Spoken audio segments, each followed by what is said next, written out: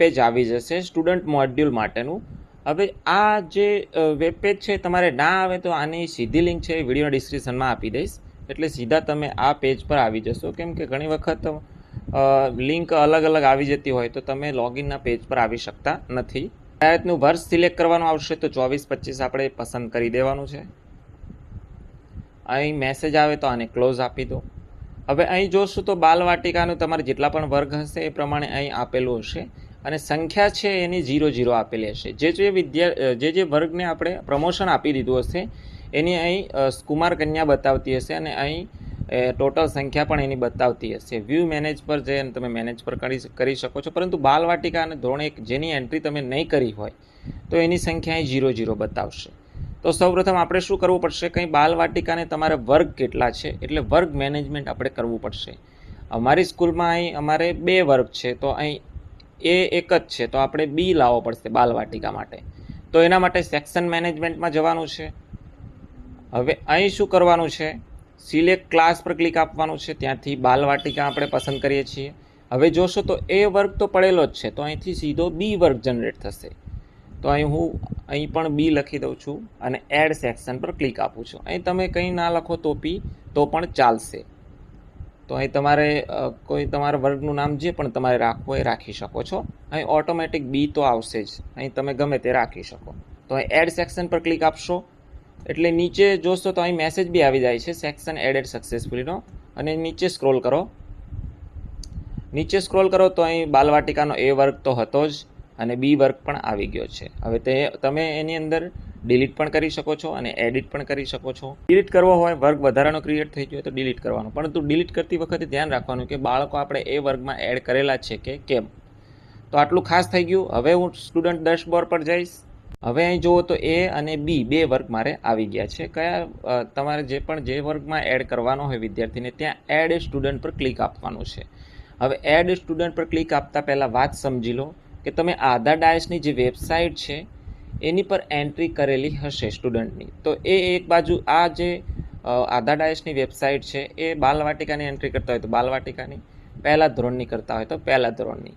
તો એ બાલવાટિકાનું જે એન્ટ્રી કરેલ લિસ્ટ છે એને ઓપન કરી રાખવાનું છે. તો અહીં બાલવાટિકાનું જે લિસ્ટ છે એ પ્રમાણે તમે જોતા જશો અને એ પ્રમાણે અહીં એન્ટ્રી કરતા જશો તો પણ ચાલશે. તો આ તમારા સરળતા ખાતર મેં કીધું છે, આવું ફરજિયાત નથી. તો હું એન્ટ્રી કરવા માટે અહીં એડ સ્ટુડન્ટ પર ક્લિક આપું છું. હવે જનરલ પ્રોફાઇલ એડ ન્યૂ સ્ટુડન્ટનું ઓપ્શન ઓપન થઈ જશે. અહીં સૌપ્રથમ ફર્સ્ટ નેમ, ત્યાર પછી મિડલ નેમ અને લાસ્ટ નેમ એ પ્રમાણે અટક, નામ અને પિતાનું નામ. તો આ પ્રમાણે સ્ટુડન્ટ નેમ એક જ ખાનામાં નાખી દેવાનું છે, અલગ અલગ નાખવાનું નથી. ત્યાર પછી જેન્ડર પસંદ કરી દો, મેલ ફિમેલ, બર્થ ડેટ નાખી દો. અહીંથી સ્ટુડન્ટ સ્ટેટ કોડ એટલે આપણે આધાર ડાયસ કોડ નાખવાનો છે 18 અંકોનો, જે આધાર ડાયસની વેબસાઇટ પરથી લઈ લેવાનો છે. ત્યાર પછી મધર નેમ, માતાનું નામ નાખો, ફાધર નેમ નાખો, ગાર્ડિયન વાલીનું નામ નાખો, આધાર નંબર ઓફ સ્ટુડન્ટનો આધાર કાર્ડનો નંબર નાખો. ત્યાર પછી name of student as per આધાર કાર્ડના ફ્રન્ટ પેજ ઉપર જે પ્રમાણે વિદ્યાર્થીનું નામ હોય, ટૂંકું નામ હોય, ભૂલ ભરેલું હોય, જે પ્રમાણે હોય એ પ્રમાણે અહીં નામ દાખલ કરવાનું છે. એટલે લાસ્ટમાં સેવ બટન પર ક્લિક આપો. હવે નેક્સ્ટ મેસેજ આવશે કે તમે class, name of student, father name, mother name and date of birth આ બધું આપણે ટીક કરી દેવાનું છે કે આની અંદર તમે હવે પછી કન્ફર્મ આપશો એટલે કોઈ પણ વસ્તુ ચેન્જ કરી શકશો નહીં. તો આપણે બરાબર ચેક કરી લેવાનું છે કે વ્યવસ્થિત છે કે કેમ. હું એ કન્ફર્મ આપી દઉં છું. હવે આ રીતનો મેસેજ આવશે, the student has been initialized saved સક્સેસફુલીનો મેસેજ આવી જશે, એનું નામ પણ આવી જશે. ફરી નવા બાળકની એન્ટ્રી કરવા માટે એડ ન્યૂ સ્ટુડન્ટ પર ક્લિક આપવાનું છે. તમે એન્ટ્રી કરેલું સ્ટુડન્ટનું લિસ્ટ જોવા માટે ગો ટુ ન્યૂ લિસ્ટ પર ક્લિક આપવું જોઈએ. હું ત્યાં ક્લિક આપી અને જોઈ લઉં કે વિદ્યાર્થીની એન્ટ્રી થઈ છે કે કેમ. હવે અહીં જુઓ તો વિદ્યાર્થીની એન્ટ્રી થઈ ગઈ છે. આ વિદ્યાર્થીની એન્ટ્રી એકની જ થઈ છે અને એને તમે સ્કૂલ ડેશબોર્ડ પર જઈ અને પણ ચેક કરી શકશો. આ વિદ્યાર્થીને જીપી, ઈપી અને એફપી ક્લિયર કરવા પડશે. તો હું ત્યાં ક્લિક આપું છું. હવે આ રીતની જે જનરલ ડિટેલ્સ છે એ તો આપણે ફિલ કરેલી જ આવશે. નીચે સ્ક્રોલ કરો, ત્યાં કોન્ટેક્ટ ડિટેલ્સની અંદર એ એડ્રેસ નાખવાનું છે, પિનકોડ નાખવાનો છે, મોબાઈલ નંબર નાખવાનો છે. હવે એક વાત અહીં એ છે કે મોબાઈલ નંબર અથવા આધાર કાર્ડ નંબર તમારી પાસે હોય કે ના હોય તો પછી 99912 અંક આધાર કાર્ડની અંદર નાખો તો નવડા એક્સેપ્ટ છે. એવી જ રીતે મોબાઈલની અંદર ફરજિયાત માગે તો નવડા નાખશો તો એક્સેપ્ટેડ છે. તો આ વસ્તુ ધ્યાનમાં રાખશો. ત્યાર પછી alternative mobile number, email address હોય તો મધર ટંગની અંદર આપણે ગુજરાતી પસંદ કરી દો. ત્યાર પછી સોશિયલ કેટેગરી જે પણ લાગુ પડતી હોય એ પસંદ કરી દો. માઇનોરિટી ગ્રુપમાંથી આવતા હોય તો એ પસંદ કરી દેવાનું છે. બીપીએલ કાર્ડ ધરાવતા હોય, બેનિફિશિયરી હોય તો એ, અંત્યોદયનો લાભ લેતા હોય તો એ, કોઈ ડિસએડવાન્ટેજ ગ્રુપની અંદરથી આવતા હોય, કોઈ ચોક્કસ જરૂરિયાતવાળા હોય બાળકો તો એના માટે આ ઓપ્શન છે. ત્યાર પછી આગળ અહીં યસ કરશો તો આ ઓપ્શન ફિલ કરવાના આવશે, ચોક્કસ જરૂરિયાતવાળા બાળકો માટે છે.